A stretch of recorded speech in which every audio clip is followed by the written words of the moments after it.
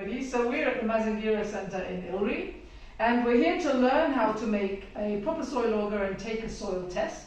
And we're here with Caesar. Caesar's a co-leader of the Mazingira Center.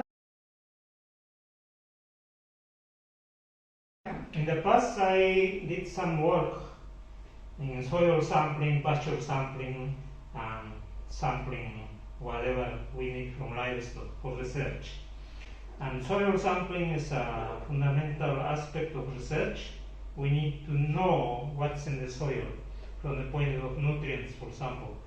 So if we know what's in the soil, we can correct the nutrients, for example, pH. If there is deficiency in phosphorus, for example, most of the soils are deficient in phosphorus. For that, we need to do soil sampling. The soil sample has to be a combined sample, a pooled sample.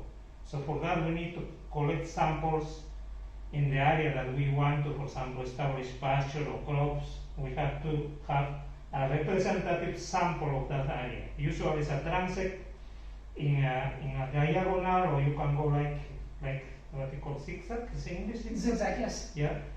Avoiding, for example, around the fences, avoiding where the drinking water is, or avoiding where the livestock accumulate. So we don't want to bias our analysis. What if the land is on a slope? Is there any difference with the land being on a slope or being flat? Yeah, that's very important. So if it is the slope, you have to collect a representative pathway of the slope as well. If you go diagonal or like in X, you will be okay. Okay. Yeah. And why is that? Because there are many factors that will be influencing soil, the nutrients in the soil. For example,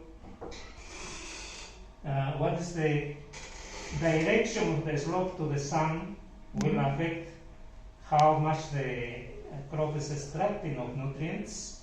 Rain will affect the higher the slope, the rain will be washing more quickly, and the rate of loss of nutrients will be higher. So that's really interesting, because the actual rain is what we think. We think about leaching down nutrients, moving down slope, but we don't think about the actual effect and tangent of the sun coming into the plants. The aspect. That's called the aspect. The aspect of the sun coming to the plant. So that's really interesting. Yeah. So what we have in front of us here is a homemade soil auger that we can all make in a hardware store. Yeah. What I'd like to know from you is what you think of this. What needs to be different? Yeah. Why In is principle, I like very much that the soil sample comes in pieces. Very good idea, because the person that goes to the field can put in the bag or can put in the motorbike. On the other hand, you will have a long piece and dangerous to carry. Yeah. So I like this thing, like it's a fishing rod. I like fishing, and I prefer fishing rod in pieces. So this has been made in such a way that you can actually. Yeah. The only criticism to this is that the soil sample is quite heavy. It's quite heavy. Yeah, it's quite heavy. We need to consider that the person is going to the field will have to carry this, I don't know, maybe 3 kilograms here, plus the soil itself. So then we'll be carrying out heavy things, and that is. So this is designed in such a way that you can do a soil sample with quite a long stem, or you can take that off. It would be good to wear gloves when you're doing this, because when you're working with metal, there are little sharp bits that can cut your hand, which are not so nice. I don't have my hand today. But it can be that it's a little bit lighter, depending, I guess, on how hard the soil is. One would look at something different. But Caesar, you're saying that the weight of the auger, you should try and keep it as light as possible, because people are carrying not only the auger but also soil samples. What weight of soil samples does one need to take from a field? I think shouldn't be more than 1.5 kilos. And that is a comprehensive weight from the entire transect of all the samples you're taking. 1.5 kilos on this. Kilo and a half. Yeah. Okay, so you're saying that eventually somebody will take 1.5 kilos of soil. Yes. And with this, you need to rotate this, and it is, getting into the soil deep by hand is much harder than going by the foot. Yes. So with foot you can push down, and it's much more comfortable for the person as well, rather than by hand.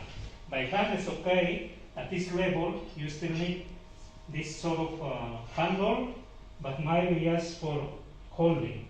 Yes. But your feet should push like this to the ground. Yeah. So that's one thing that you would say would be different. So, so to amend something that is like this, you would say make a shorter handle and maybe increase these pieces out. Yeah. So that you've now got a foot press. But what about this? Yeah. The tip of the